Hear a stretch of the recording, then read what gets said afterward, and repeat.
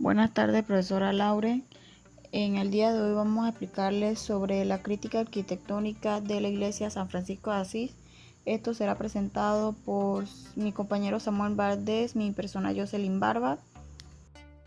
Empezando con la reseña histórica, podemos mencionar que el templo o iglesia de San Francisco recibió en aquel entonces un lote amplio como posición privilegiada en lo que era la nueva ciudad de Panamá. Estas estructuras se sabe que se incendiaron en el año 1737, pero se llegó a reconstruir.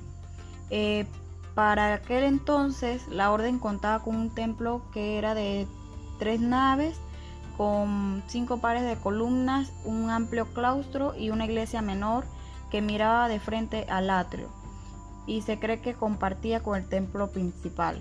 Proceso del convento o templo a lo largo de los años hasta el largo actual. Está ubicado en Casco Antiguo y esta fue una de las principales iglesias creadas en el siglo XVII. Arquitectura de la iglesia San Francisco de Asís. La estructura fue construida en el siglo XVII y está enfocada en una arquitectura colonial, en donde sus principales materiales fueron la piedra y el calicanto, muy utilizados en su época. Durante su vida se incendiaron y sus incendios más importantes fueron en el año 1737 y 1756, ya que en estos dos incendios se pudieron reconstruir en su totalidad. La iglesia fue vendida y la tomó la orden jesuita.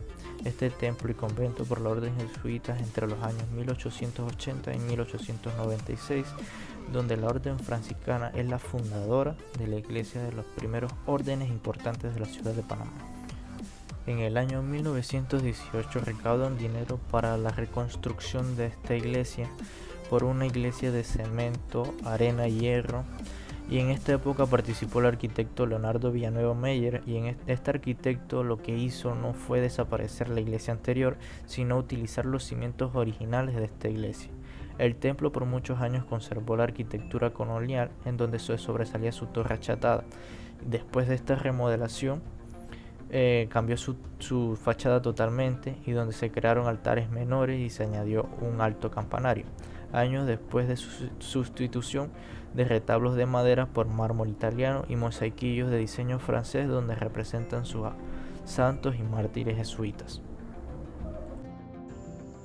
En el año 2013 hasta la actualidad se inició lo que era la última restauración, en donde tuvieron que mudar a lo que eran los 7 indigentes que encontraron dentro de la iglesia, ya pues que estaban viviendo, y se tuvo que empezar a fumigar ya que había muchos mosquitos en el área, y se tuvo que sacar gran parte del agua que había inundado la iglesia.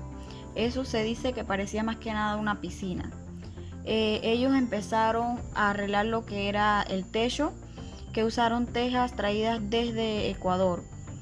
Siguiendo la plomería y la electricidad, ellos arreglaron también el campanario de 25 metros de altura, que se dice que era el punto más alto de todo el casco viejo. También se cambió por completo sus vitrales, que fueron enfocados en la imagen de San Francisco, que acompañaba su mural de mosaiquillos y altares menores. También se agregaron grandes altares, nichos vacíos de templo. Eh, Se dice que esta iglesia ha sufrido por muchos cambios a lo largo de la historia en el casco antiguo.